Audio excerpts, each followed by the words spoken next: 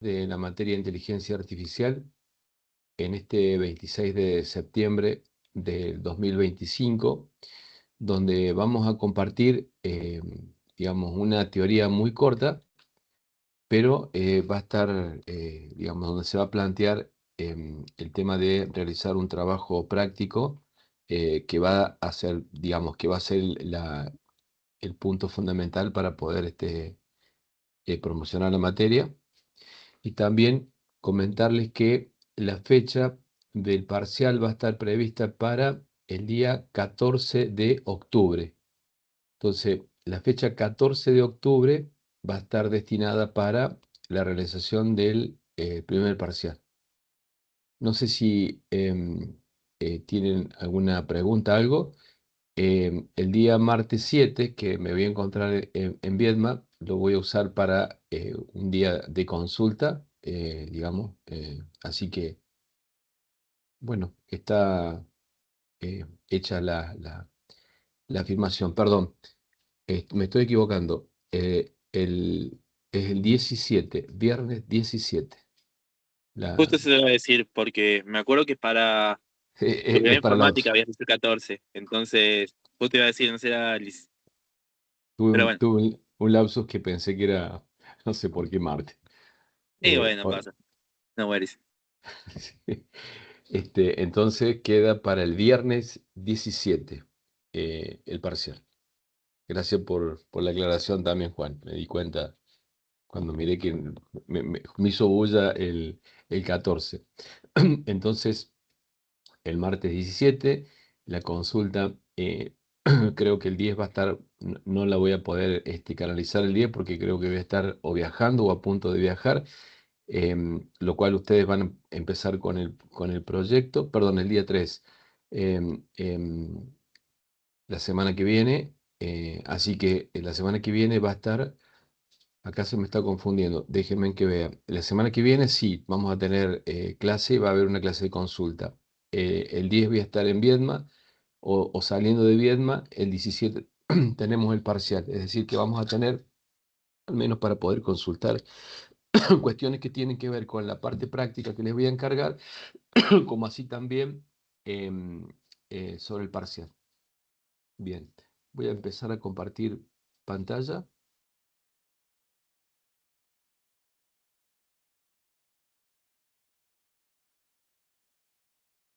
Bueno, lo que estamos viendo, digamos, corresponde a la unidad 3, donde básicamente hablamos de los lenguajes de programación para los agentes inteligentes que hemos estado viendo y describiendo en todo lo que ha involucrado la teoría, donde hacemos mención, digamos, de la bibliografía que está destinada para esta unidad, eh, en donde justamente haciendo foco en lo que comento, que tiene que ver con los lenguajes de programación, comentarles que el desarrollo justamente de los agentes inteligentes requiere obviamente de un lenguaje de programación que soporten características puntualmente como la manipulación de las estructuras de datos complejas, la implementación de algoritmos de aprendizaje automático. Hemos visto o les he comentado digamos, uno de los exquisitos lenguajes que hay hoy en día es el tema de Python, el manejo que permita grandes volúmenes de datos. A veces va a estar restringido por nuestra propia arquitectura, la local, con la que ustedes desarrollen software habitualmente. Y lo que voy a mostrar a continuación son algunos lenguajes de programación, justamente los más adecuados para usar agente o desarrollar agentes inteligentes de inteligencia artificial.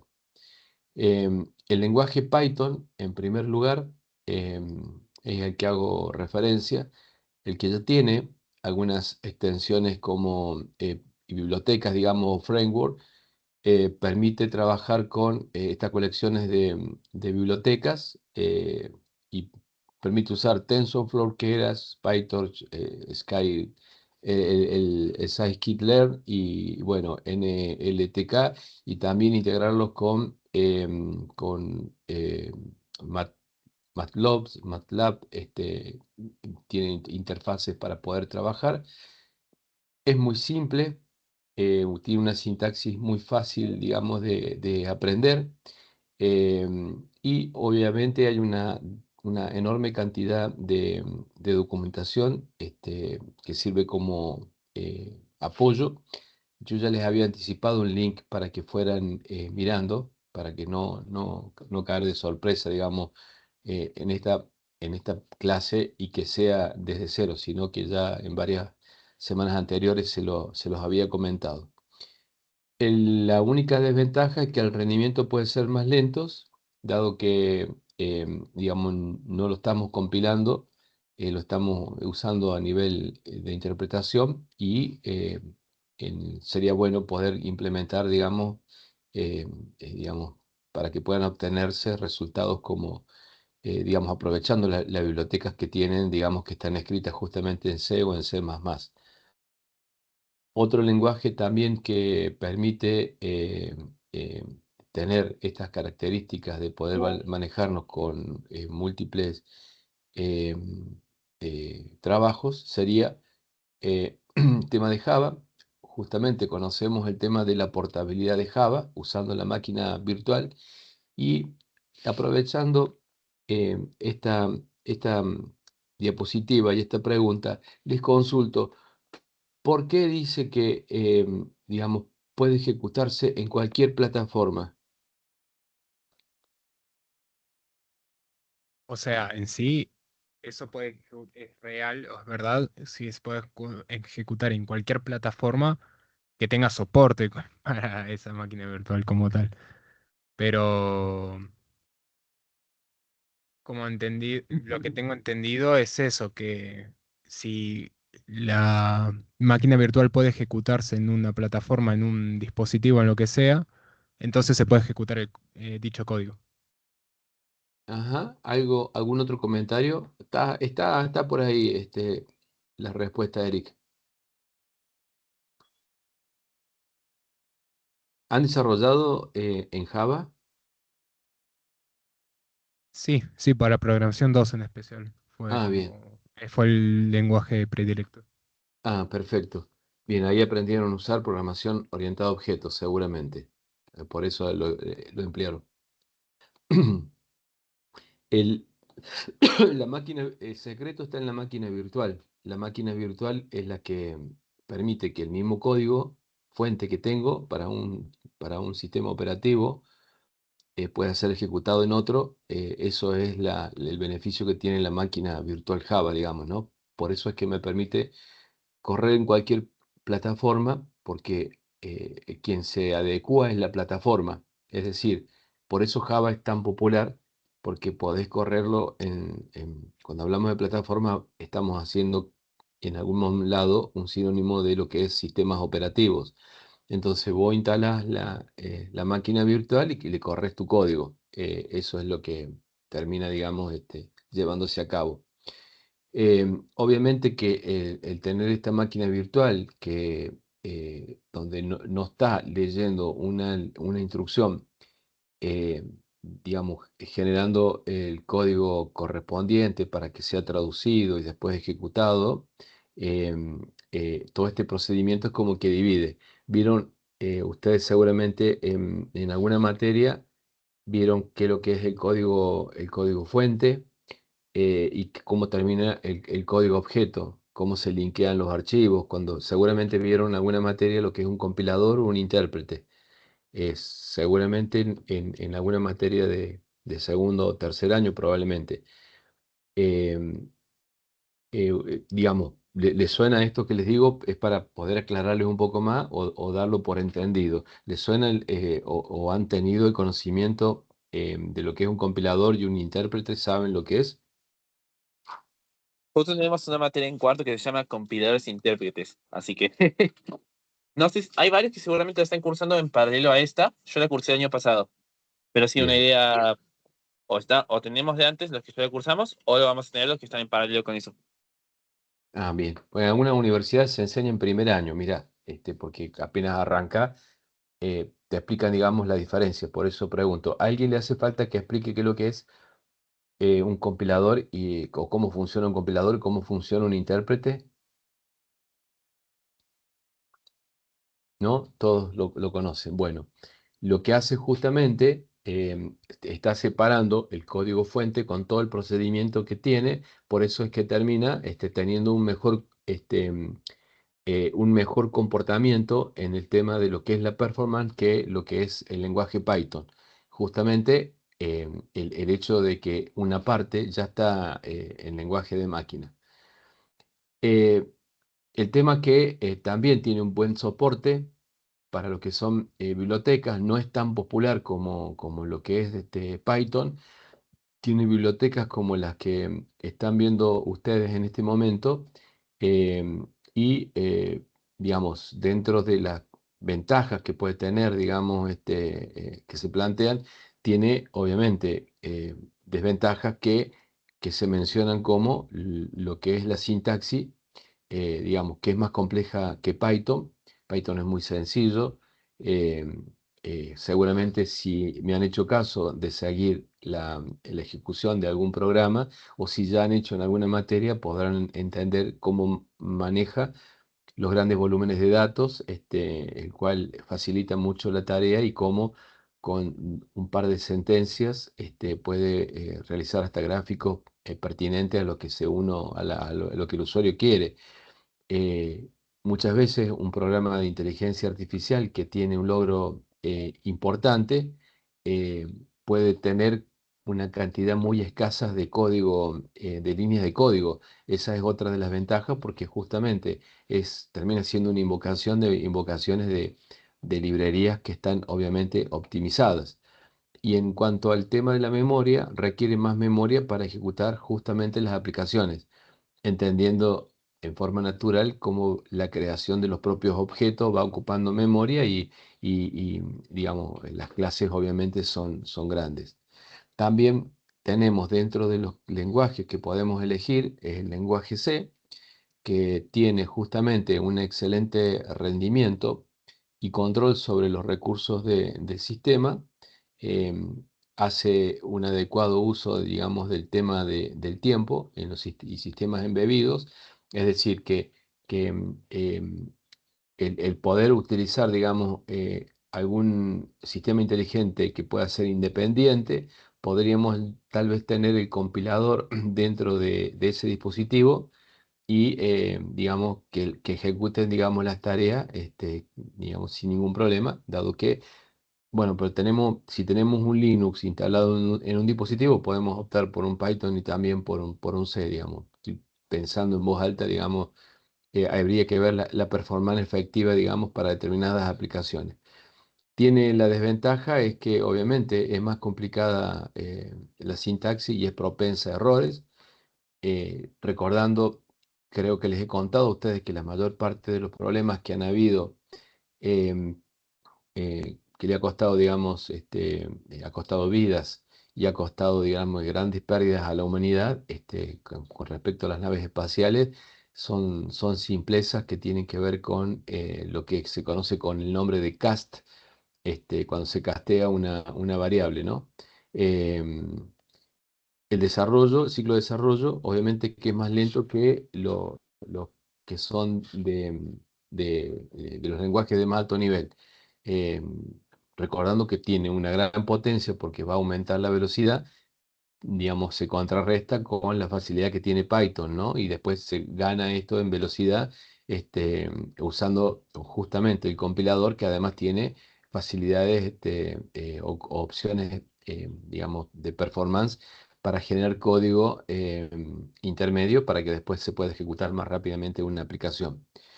Otro lenguaje que también permite crear agentes es el lenguaje R, donde presenta como ventajas el tema de lo que es la cuestión estadística, el análisis de datos y también la visualización. Tiene paquetes que tienen digamos, prearmados para lo que es Machine Learning, como por ejemplo lo que es Caret, Random Forest, que son justamente el lenguaje perdón, algoritmos que se utilizan mucho y obviamente esos algoritmos van a depender de lo que haya lo que se tenga que realizar.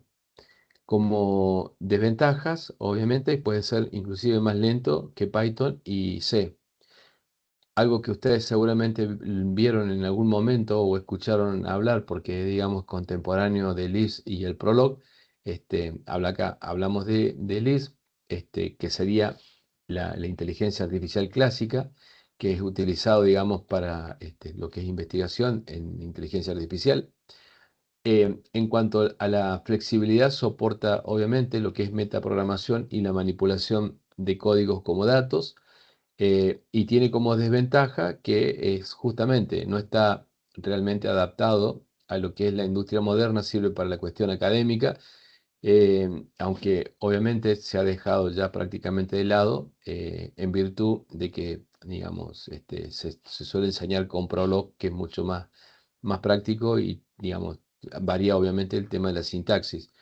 Tiene también una gran comunidad de recursos, donde con el advenimiento justamente de los otros lenguajes de programación que mencionaba, esto ha generado una tendencia de que estos recursos que estaban disponibles hayan quedado, digamos, paralizados, y por lo tanto hoy es una menor cantidad de recursos y la comunidad, digamos, con respecto a lo que son los otros lenguajes. ¿Ustedes alguna vez usaron o programaron en Lisp? En teoría íbamos a tener que hacerlo en programación 3, pero no. No nos quedamos con una introducción leve a lo Ah, que era Prolog nomás. bien, porque justamente, mira, lo que vos mencionás es lo que viene ahora, donde justamente es ideal para los problemas de lógica, razonamiento y sistemas expertos. Digamos, es la base para poder, no digo entender, pero sí da como lo que comenté en alguna oportunidad, te deja tener una base de conocimiento y uno a través de, digamos, de distintos formas de preguntas como predicados, uno puede usar variables para poder determinar en base a una base de conocimiento. Si, por ejemplo, una persona es hermana de otra, cuando establecer, digamos, a partir de eso relaciones como padre-hijo y que después aparezca el término de abuelo, digamos, es bastante divertido, y permite justamente jugar con el tema de obtener datos, que obviamente sirven de base porque hoy explicar todo esto a la luz de los sistemas de prompt que existen, terminan siendo tal vez obsoletos. Sí es necesario entender lo que, digamos, cómo funciona, porque obviamente tiene una lógica puntual de cómo funciona. Entendiendo esa lógica, uno puede llegar a intuir, digamos, cuando ve el código de cómo está creado, por ejemplo, ChatGPT. En cambio, o cualquier otro de estos IA con prompt. En cambio, si un usuario aprendiera a usar lo del prompt, probablemente no tenga la visión porque le falta el conocimiento que tal vez le deja sentado estas bases de Prolog o de Lisp. Este es un lenguaje obviamente declarativo, permite especificar lo que se debe hacer en lugar de cómo hacerlo. Y como desventaja es que digamos, es menos adecuado para aplicaciones en general de inteligencia artificial, y esto es simplemente es un subconjunto que permite entender e interpretar. No es muy usado digamos, a modo industrial, sí sirve como una introducción para los conceptos que se vierten en cualquier materia. Principalmente fue enseñado para poder entender el tema de lo que es la recursividad. Y me aventuro a decir esto porque en varias universidades, cuando tocaba algún congreso y se hablaba o se mencionaba el tema de recursividad, muchos, digamos, alumnos de muchas universidades, cuando por ahí teníamos la posibilidad de viajar a algún encuentro justamente en Buenos Aires, que era donde se llevaba a cabo todo, todos este tipo de encuentros, presentación de paper como estudiantes, etcétera, digamos, salía a la luz el tema del el lenguaje Prolog como un punto de partida, pero que nada que ver con lo que era inteligencia artificial, con lo que hoy podemos verlo o visualizarlo, así como lo ejemplifiqué recién. Otro de los lenguajes que también se pueden optar es el de Julia, que justamente en lo que involucra lo que es rendimiento, habla de, digamos, combina justamente la facilidad de uso de Python con un rendimiento cercano a C por la velocidad. Se utiliza para uso científico en virtud de que tiene excelentes librerías para el tema de cálculos numéricos y científicos y obviamente tiene una ventaja muy pequeña, dado que digamos, la comunidad y el ecosistema son mucho más pequeños y menos maduros que Python. Digamos, hablo de que es menor porque si pudiéramos dominar los conceptos, eh, digamos, podríamos encarar tranquilamente un trabajo, mientras que en Python, si queremos encarar un trabajo y nos dificulta algo, o nos sentimos o nos para, digamos, el aprendizaje, es muy probable que consigamos ayuda en la comunidad que participa. Los factores que tienen que considerar al momento de elegir, digamos, un lenguaje, tienen que ver con el objetivo mismo del proyecto. Es decir, yo analizo cuál va a ser mi proyecto, qué es lo que voy a proponer y ver qué, qué tipo de lenguaje puedo usar. Seguramente si tienen conocimiento con Python van a meterse justamente en virtud de los grandes beneficios que tiene, porque aparte ya hay un montón de datasets que los pueden usar, el código se puede probar y tener una máquina y tener un Python, digamos, instalado es muy sencillo, no requiere seguramente aprender mucho. Obviamente que no vamos a prestar atención al tema de lo que es el rendimiento, en virtud de que la performance no la vamos a estar buscando. La idea es que puedan desarrollar algo para que les quede el concepto. ¿Por qué digo esto? Porque no todos pueden tal vez tener un equipo, una nodo, una PC con 16 GB de RAM, un disco de estado sólido de 512, un Core i 7, una versión de la 11 o la 10 para arriba.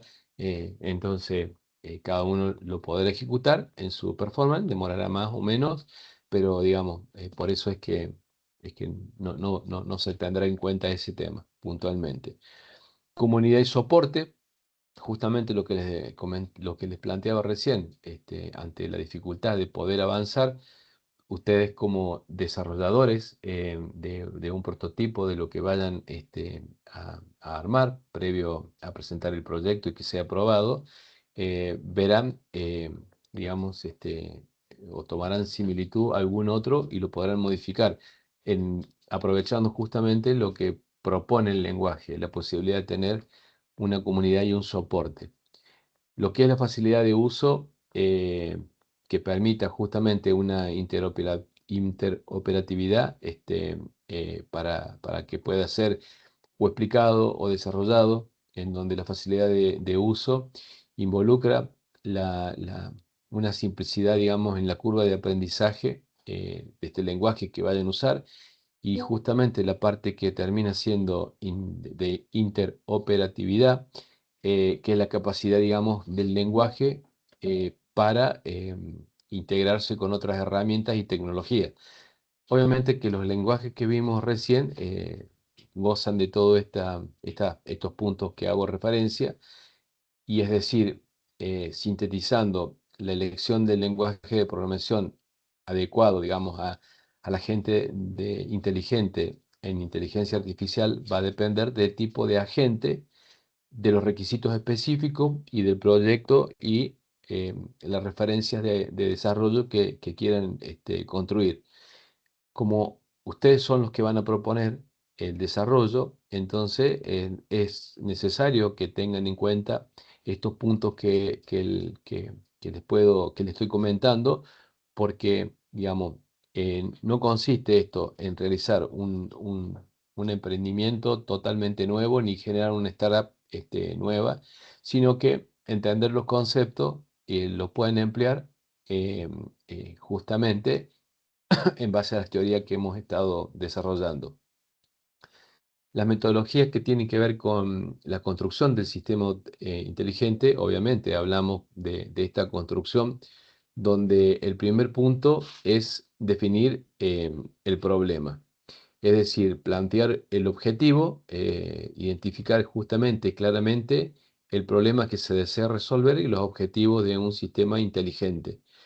Esto tendrá como actividades reunir y entender los requisitos del proyecto, definir claramente los objetivos y criterios de éxito que se pueden obtener, identificar las limitaciones y los supuestos del proyecto. Esto me va a permitir pensar en buscar la factibilidad digamos, del negocio con el que vamos a llevar a cabo. Es decir, plantear como un objetivo, determinando si el problema puede ser resuelto utilizando las técnicas de inteligencia artificial y ver la viabilidad técnica, digamos, del proyecto. Obviamente que no hablamos de la parte económica porque, digamos, no se busca ninguna cuestión onerosa, sino algo que pueda resolver, digamos, una situación en particular. Hoy en día, distinto de las exigencias que el mundo estaba planteando el año pasado, hoy, este año, ha cambiado. ¿Cuáles son las exigencias que se tienen con respecto a esto? Las exigencias que se tienen son, por ejemplo, aplicadas al agro, aplicadas a la salud, aplicadas a la seguridad, aplicadas a los campos. En esto sería una IA que tenga que ser planteada en base a resolver algo. Esto es lo que hoy en día en la Argentina se está viviendo en el mes de octubre, sí, digamos, en las últimas 2 semanas de octubre, y acá, para ver quién se anima más, em, el gobierno de Catamarca, junto con empresas privadas, em, llevan a cabo un evento que tiene que ver con la agricultura, perdón, con la minería, otro campo, la minería. Y hay un premio para los que participen y desarrollen algo en 2 días, se lo pueden pensar el proyecto apuntando a eso, y el premio son $15.000. Entonces, pagados en dólares, obviamente. Entonces, si alguno quiere mirar apuntando, no es comercial, no tiene un fin comercial lo que le estoy planteando, pero si el proyecto que plantean, digamos, puede calificar, le puedo indicar que tal vez pueda ser útil y de esa manera, si se anima que ese desarrollo, presentarlo dentro de lo que son las 48 horas que va a durar este congreso que se lleva a cabo en Catamarca, puede estar peleando, digamos, por ese monto. Más allá de que pues, sirve no es un congreso que lo hace en una universidad, sino las empresas privadas. Entonces, les servirá de última para exponer o presentar el proyecto, lo cual le suma al currículum del cual ustedes están iniciándose, donde estamos aplicando ya a la realidad, eh, digamos, un trabajo como el trabajo que ustedes pueden llegar a hacer. Si el trabajo es bueno, podrían llegar a calificar. Y si no, es un trabajo que va a servir para aprobar la materia. Pero les quiero comentar que el alcance de presentarlo en la materia y el alcance de presentarlo para ese concurso es lo mismo. Hay que presentar y después defender explicando qué y qué es lo que hace el desarrollo que van a llevar a cabo, ¿no? Entonces, hecho este comentario, no solamente ver la factibilidad, que es de ahí donde salió la idea, hablar de justamente las actividades que tienen que ver con el análisis preliminar de datos, que es un tema fundamental. Ustedes pueden tener, acá viene de la mano, el algoritmo que ustedes, digamos, el lenguaje que hayan elegido viene a ser importante, pero no es el corazón. El corazón es los datos. Necesitan tener los datos para poder implementar el desarrollo, que el desarrollo con el código termina siendo prácticamente una herramienta. Entonces, cuando uno habla de realizar un análisis preliminar de los datos disponibles, es ver que si van a modelizar un desarrollo, tener en cuenta si esos datos existen. Si no existen, hay que ver de qué manera los pueden generar y esto se llama datos sintéticos. Recordando que los datos sintéticos pueden ser generados, digamos, puede generar un tráfico IP, uno puede generar consultas, puede hacer un Excel, ¿no? Poner como quit de personas y sumarle uno a los quit, digamos, entendiéndose que empieza con, supongamos, con el número de documento 20, termina en 1 y número de documentos que van creciendo de 1, entonces uno puede tener, digamos, gran cantidad, digamos, varios millones de datos. Entonces, a partir de eso puede generar datos simulados, ¿no? Eso se llaman datos sintéticos. Es decir, que en caso de no tener datos disponibles, hoy en día se pueden desarrollar y eso se llaman datos sintéticos.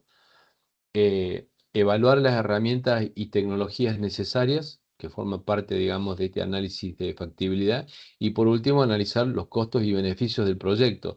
O sea, si por ejemplo, dicen, bueno, voy a participar del tema de este concurso, mirando el tema de minería que exista en Bariloche o las que puedan existir en Viedma.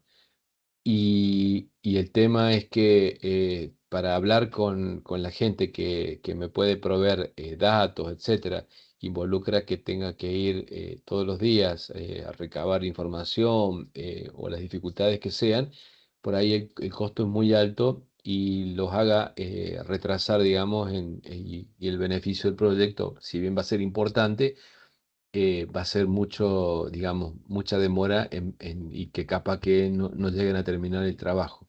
Entonces, esto también involucra identificar los riesgos potenciales y también las mitigaciones para aliviar, digamos, los riesgos que pueden llegar a contener.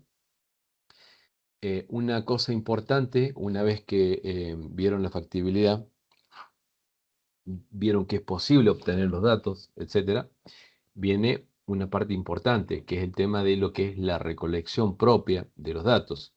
Esta recolección propia tiene un objetivo que es recopilar y preparar los datos que se van a utilizar para evaluar el sistema. Muchas veces, o en casi todos los casos, los datos que se recuperan o que se toman no son datos que realmente sirvan en forma directa. Hay que hacer un trabajo de depuración sobre los datos y recordando que mientras mayor cantidad de datos tengamos, mejor va a ser la precisión con la que podamos llevar a cabo y el estudio y el análisis de eso forma parte, digamos, de etapa que tiene que ver con la preparación de estos datos. Dentro de las actividades que involucran esto es identificar obviamente las fuentes que son más relevantes. Otro de los puntos a tener en cuenta es recolectar datos que tengan una calidad suficiente y sean representativos. Otro punto de referencia es que si por ahí en los datos que han recuperado, por ejemplo, en alguna base de datos que quieran trabajar, hay log, LOG, ¿no? que está en vacío o null, esto va a involucrar limpiarlos y armar un preprocesamiento de estos datos. Entonces, el tema de la limpieza y el procesamiento, el preprocesamiento es importante. No sé si alguien levantó el micrófono para preguntar algo. ¿No? Bueno. Eh, Cuando se ha depurado esos datos, hay una parte muy importante que tiene que ver con dividir los datos en conjuntos de entrenamiento en los que son las validaciones y el que son justamente las pruebas.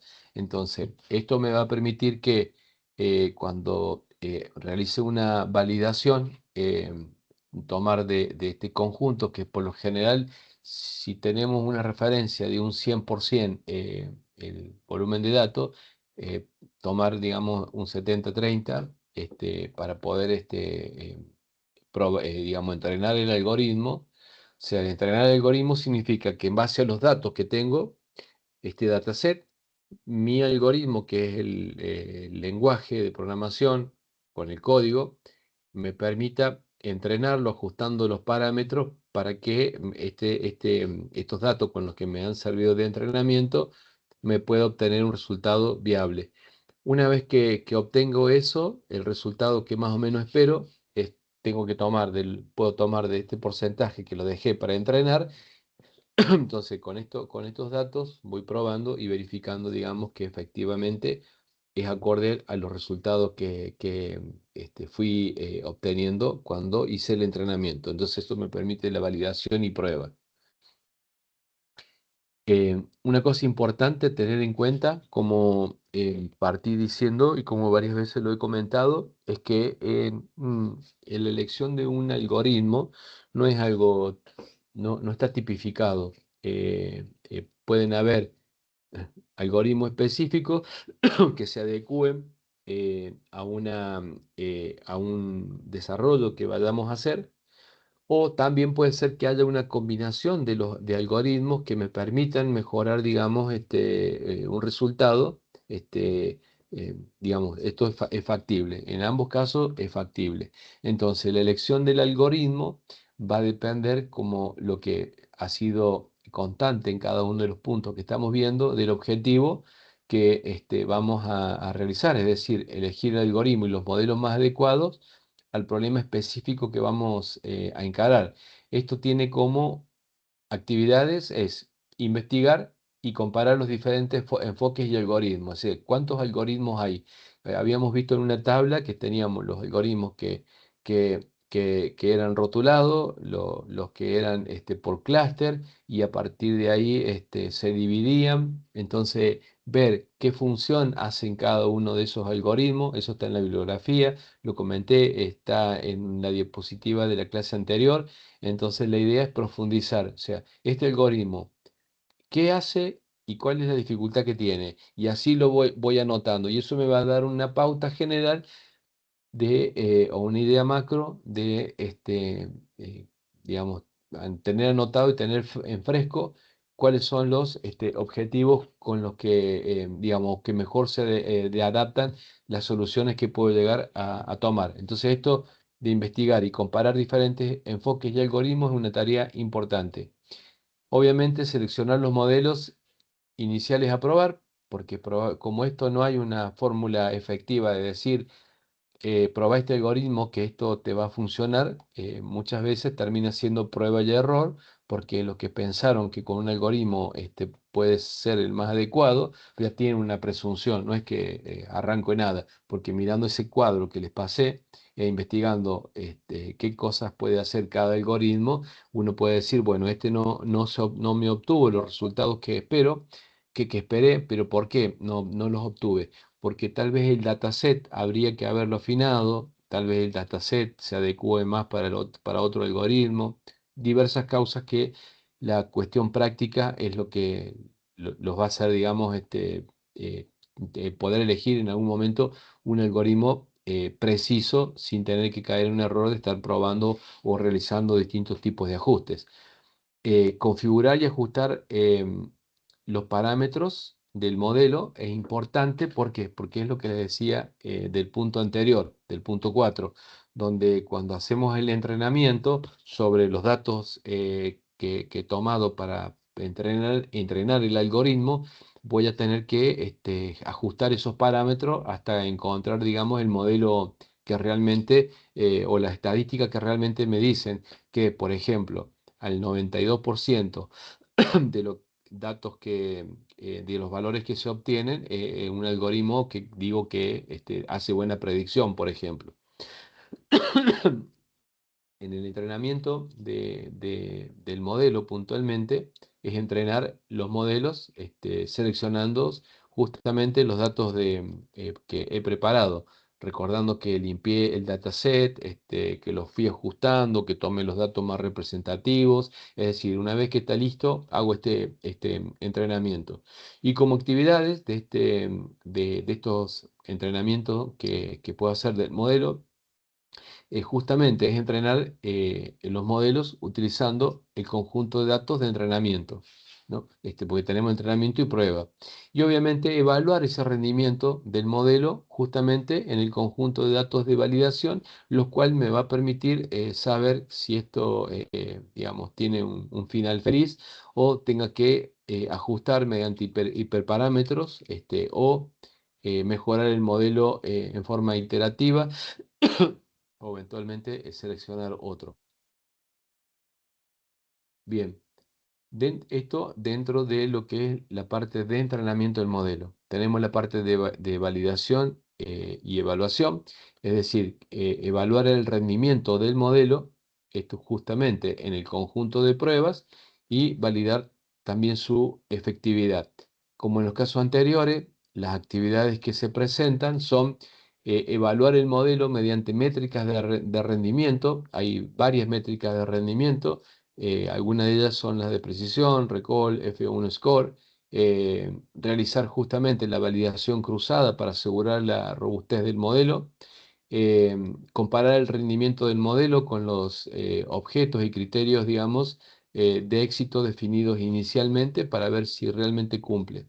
Acá podrán ver, son simples definiciones, esto que tiene que ver con la métrica, porque cuando ustedes justifican o para justificar que efectivamente el modelo tiene muy buena predicción, ya sea porque eligió bien el modelo y además el dataset está, digamos, bien y da resultados correctos, esto se hace por medio de estas actividades de evaluación, actividades que les va a tocar a ustedes leer para entender, digamos, cuál es la función que cumple y que después será motivo de consulta o simplemente la definición que leyeron ya está. Y obviamente usando los prompts de cualquier de estos, digamos, inteligencias artificiales que hay, inclusive hasta te lo dan en los programas pequeños de introducción, como los que van a ustedes a hacer, les da el algoritmo de cómo se calcula directamente porque son fórmulas matemáticas puntualmente.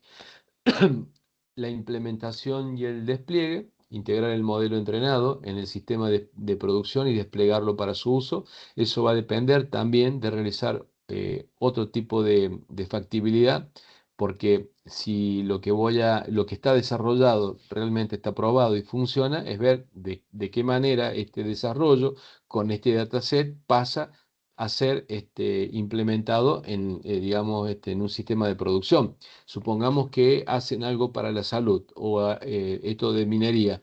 Se obtienen muy buenos resultados y ahora es ver en qué parte de la cadena de producción que tiene, llamándole cadena de producción, desde que algo se está analizando hasta que se termina. Aplicado a la medicina sería desde que el paciente entra hasta que se le da de alta, por ejemplo, puede uno implementarlo. ¿En qué parte?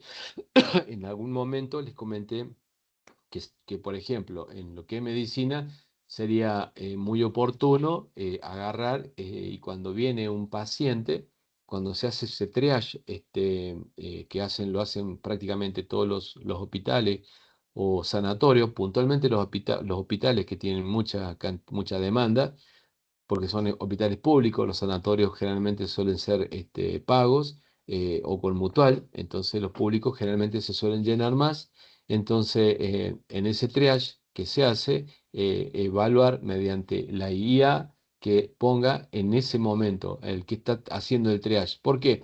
Porque me va a permitir definir si tiene que pasar a verlo un especialista o decirle, mire, vuélvase a su casa, y preparar el escenario, digamos, si la cuestión en un poquito puede desprenderse ser compleja, no aquel que va con el dolor de cabeza y no le duele, digamos, un dolor de muela, sería como para que se entienda, digamos, el que se vuelve a la casa, el dolor de cabeza puede ser por algún golpe y habría que hacerle una tomografía, ¿no?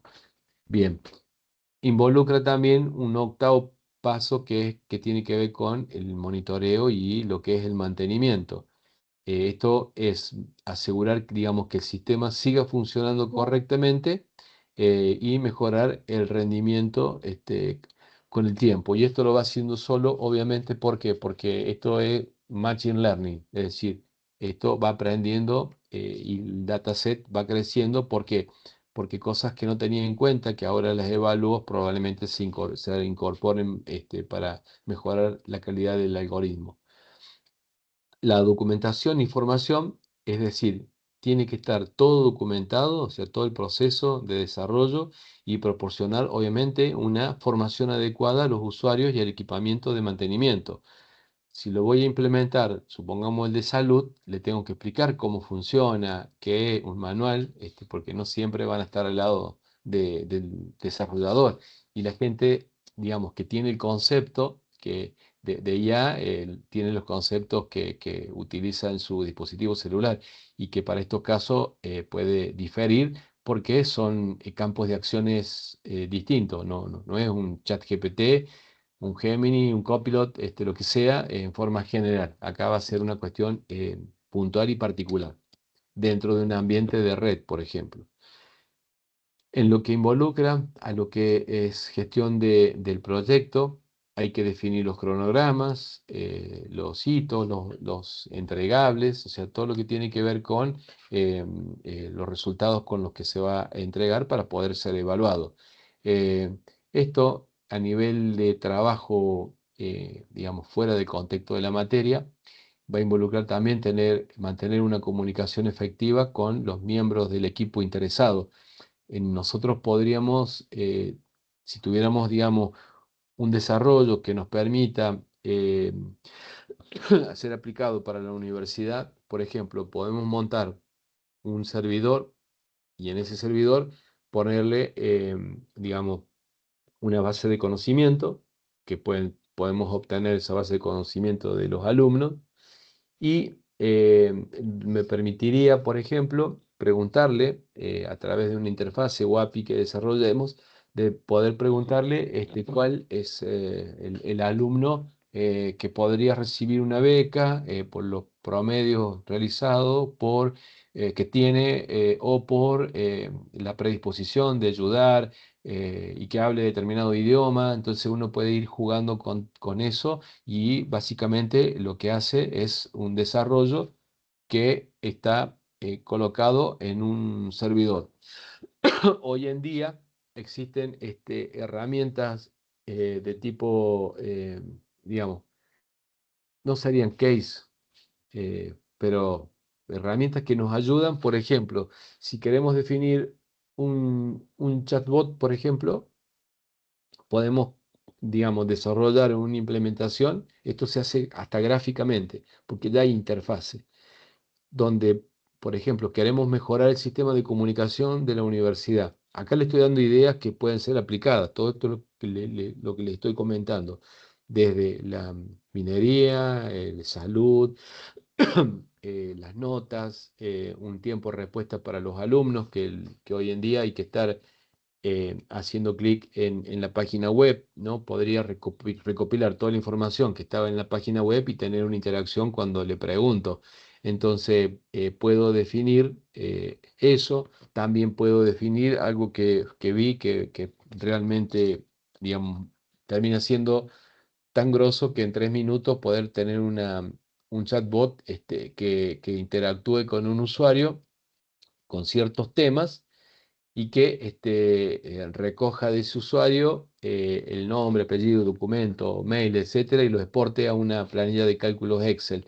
Entonces, uno especifica, veámoslo así, porque esto funciona así, en verdad casi gráficamente no, es gráfico. Se dibuja como un cuadradito que sería un chatbot, tiene varias aristas, tiene como palitos para abajo, con un circulito. En un circulito uno dice, este chatbot va a tener entrada, y para esa entrada le va a responder esta inteligencia artificial, ¿no? Tiene un token de ChatGPT.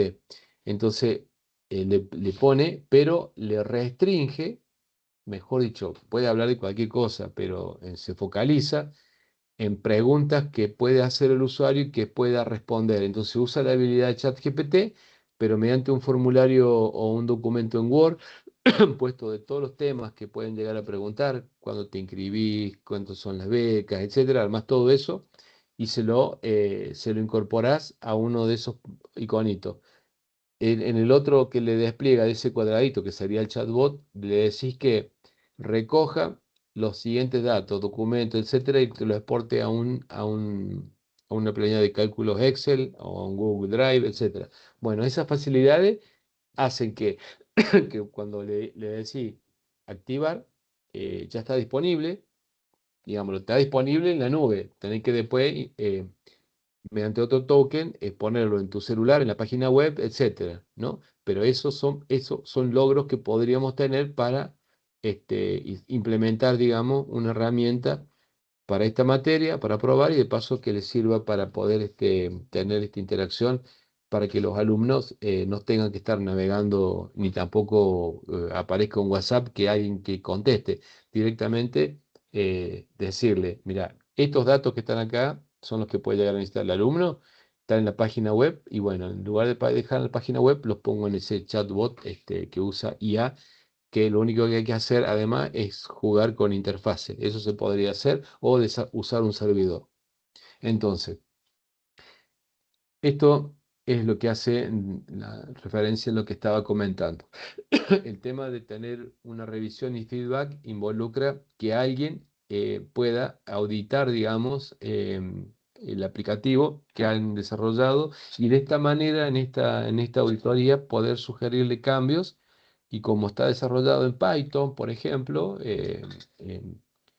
supongamos, se me ocurre, bueno, hacer el mantenimiento que corresponde, mejorando y dando devolución al feedback que se les ha dado. Un punto fundamental, que es un punto crucial en toda esta temática, tiene que ver con lo que es el tema de lo que es la ética. Em, ¿Hay alguno de Viedma presente? Sí, sí. Ah, aquí se le, Sí, aquí, se- aquí se le cortó la luz. Se Ah, había Tommy. cortado acá en Bariloche. Ah, Bueno, no sé en qué parte, pero acá con Tommy estamos relativamente cerca. A mí se me bajó la tensión y al parecer a Tommy se le cortó la luz directamente. bueno, supuse que Tommy era de Coso. Claro, porque el grupo se llama Técnica bueno, yo, mala mía. Bueno, acá me dijo, me avisó que se había cortado la luz. Bien, queda grabado, o sea que esta partecita queda. Un tema muy importante, pero es hoy, más allá de, como siempre les he comentado, que la protección de datos, el tema de lo que es la seguridad informática o ciberseguridad para todo campo de acción, que es muy importante, un tema que tiene que ver con eso es el tema del uso responsable de los datos que se obtienen, es decir, hablar de la ética y la responsabilidad. Si ustedes desde el día cero se acostumbran a tener un manejo ético de los datos, no va a haber nada que los pueda tentar. Si ustedes aprovechan los datos para tener su propia base de datos, para lo que sea, van a estar jugando, digamos, digamos, con un gatillo de un revólver, donde, digamos, se puede disparar para cualquier lado. Entonces, esto es a lo que estaba haciendo referencia, es decir, no solamente para ustedes, sino que además asegurar que los datos utilizados y generados por el sistema se mantengan seguros y también se empleen en forma ética.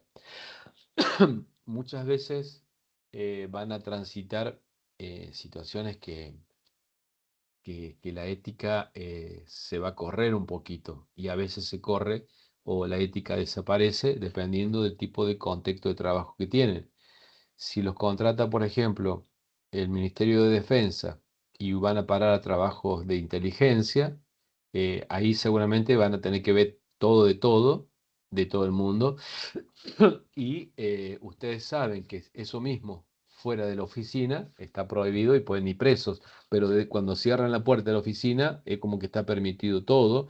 Entonces cuando salís de la habitación sos una persona ética, y cuando cerrás no sos ético. No, tenés ética te cubre todo. ¿Por qué? Porque hay una cuestión de trabajo que tiene que ver también con el sentido común de donde lo emplea. Porque si tenés un trabajo donde se juntan los delincuentes, ciberdelincuentes, para hacer actos delictivos, obviamente que la ética la estás borrando o desapareció. Depende del contexto de la situación, como siempre lo he planteado, es que se puede tomar, digamos, o prevalecer, digamos, los conceptos.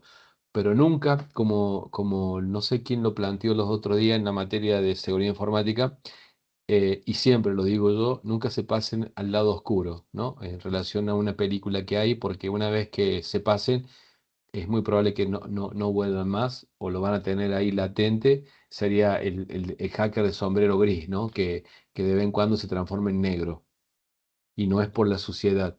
Entonces, el tema de los datos, además, hay una responsabilidad civil y penal. Y penal significa que ante una eventualidad tengas que ir preso y se termina el tema, o sea, no hay más vuelta. Y como de esta materia hay muy poca gente que sabe, pero todos hablan, entonces tenemos el hablemos sin saber, que termina siendo hasta más dramático porque todos interpretan. Entonces, en esa interpretación todavía puede recaerle un peso más grande. Si uno se cuida, mantiene el orden,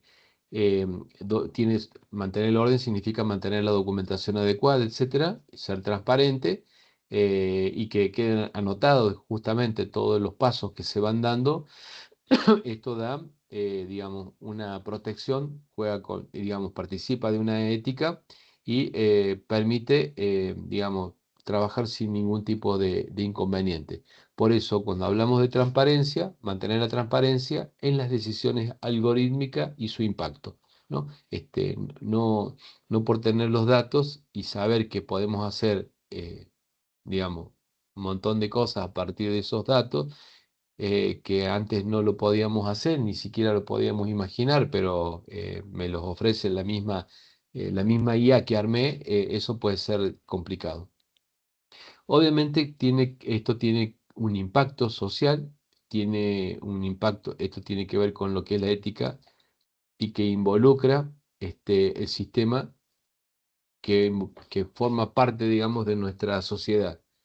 Por ejemplo, yo hoy comentaba, y creo que lo había puesto, si no me equivoco, hasta en un estado de WhatsApp, para transmitir conocimiento, que es lo que uso en las redes sociales siempre, para prevenir ciberdelitos, tenga cuidado con esto, etcétera, y en algunas cosas para la comunidad científica. Yo sé que los desarrollos que tengo, esto es lo que decía, lo que había posteado, tienen un alto impacto en lo que es, digamos, seguridad y cuestiones de inteligencia militar, que en época de paz eh, sé que son necesarios, pero nadie cuestionaría el no usarlos. Pero sé que son necesarios, si lo usara, sacarías más beneficio. Pero en un momento de conflicto o de guerra, sé que son vitales, más cuando se aplica a drones. Entonces, fíjate que el impacto social es profundo porque, como la demostración que hicimos en una oportunidad de poder encontrar personas, tiene un impacto social, pero también en un momento conflictivo podés ir y buscar una determinada persona.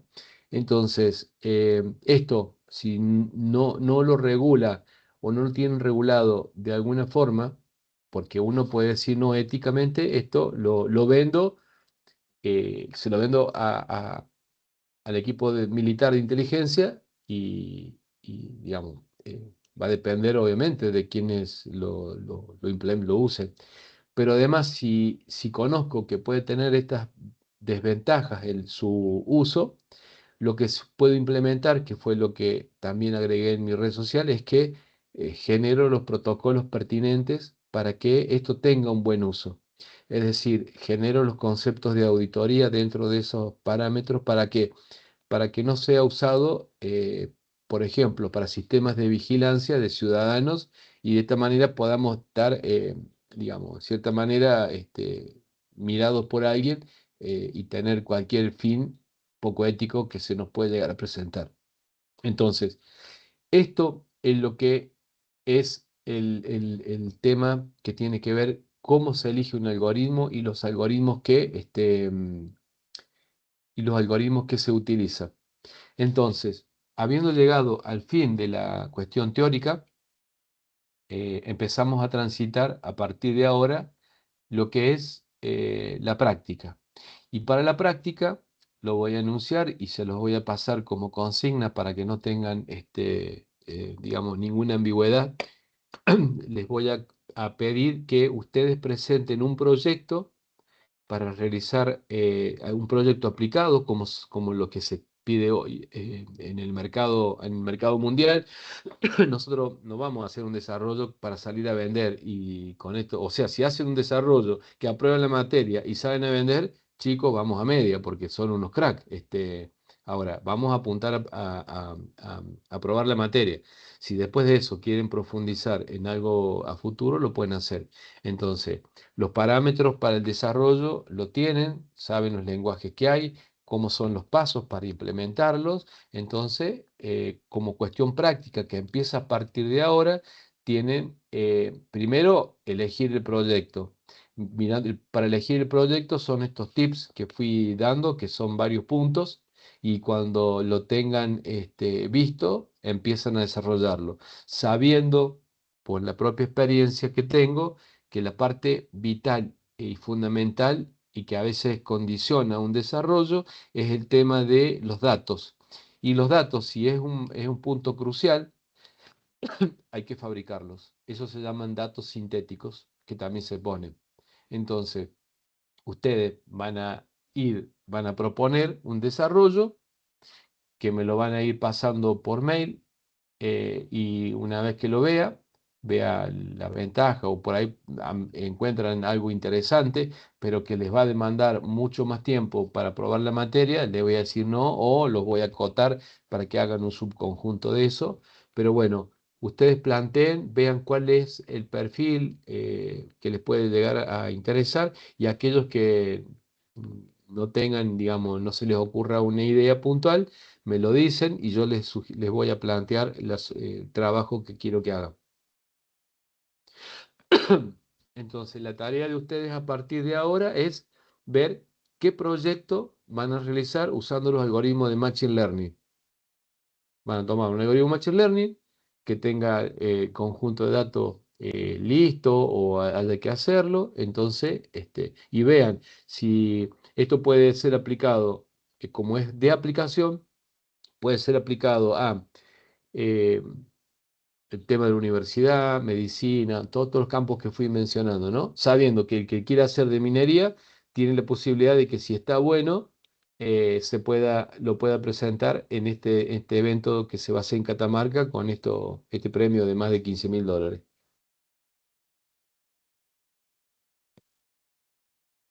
Bien, ¿alguna pregunta? ¿Alguna consulta?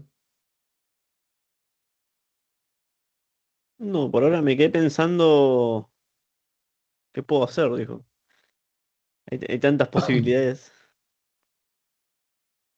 Sí, digamos, fíjate qué te gusta, qué te Mm, gustaba, qué te gustaría hacer, hay veces que muchas personas piensan en lo social y en lo social voy a decir, suponete, se me estoy hablando en voz alta, te vas a la municipalidad que tiene un gran conjunto de datos de personas y vos decís, che, pero me gustaría que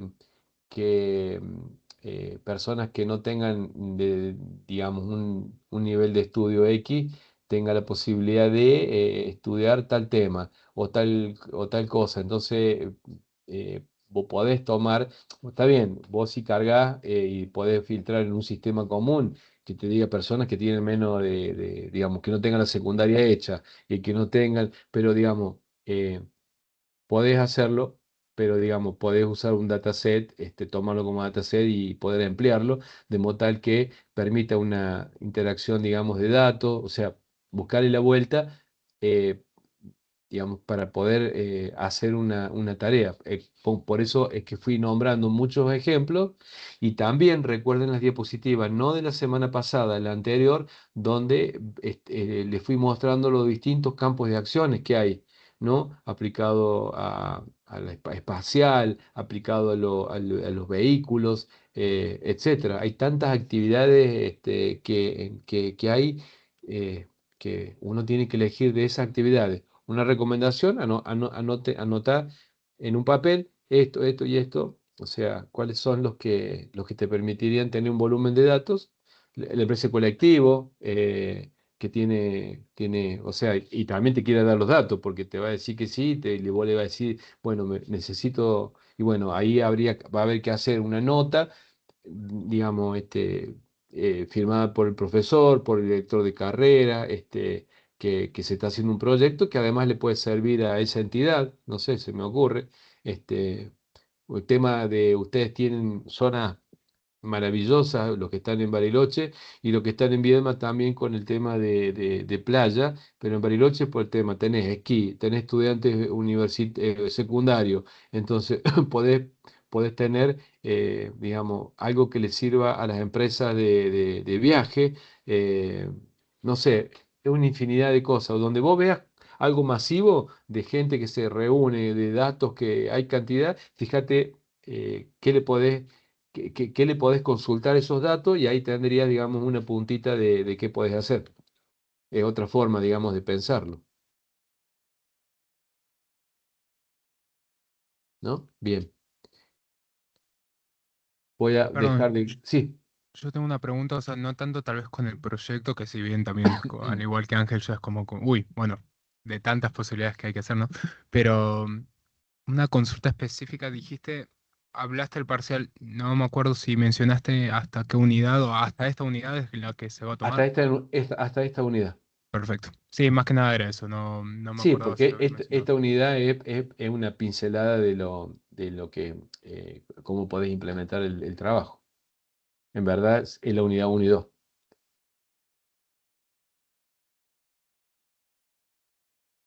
No, no, es individual y rinden únicamente los que están en condiciones, igual que el parcial, no es no es grupal tampoco, es individual. De nada, Agustín. Voy a dejar de grabar y después seguimos alguna pregunta en particular. Ahí terminé de grabar.